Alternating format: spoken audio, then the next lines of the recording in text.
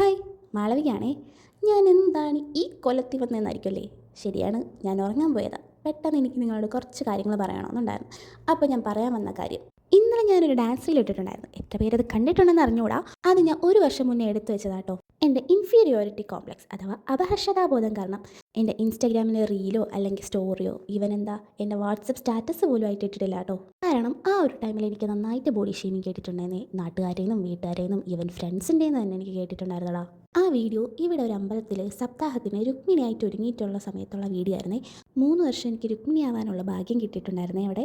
ആ 3 വർഷവും ഞാൻ എടുത്തു വെച്ചിരുന്ന കുഞ്ഞു കുഞ്ഞു റീലുകളെടുത്ത് ഞാൻ എന്നെ തന്നെ കമ്പയർ ചെയ്യാൻ തുടങ്ങി. അവസാനം സ്വയം കുറ്റപ്പെടുത്തി മടുത്തപ്പോൾ എനിക്ക് തന്നെ തോന്നി, എന്തിനാ മറ്റുള്ളവർ പറയുന്നത് ഇങ്ങനെ സങ്കടപ്പെടുന്നത്? ഞാൻ വിചാരിച്ചാൽ എനിക്ക് ഇനിയും മാറാം. അതുകൊണ്ട് ഇപ്പം ഞാൻ ഹാപ്പിയാണ്. എന്തായാലും ഇവിടെ വരെ കേട്ടേലേ എൻ്റെ ആ പഴയ വീഡിയോ ഉണ്ടല്ലോ.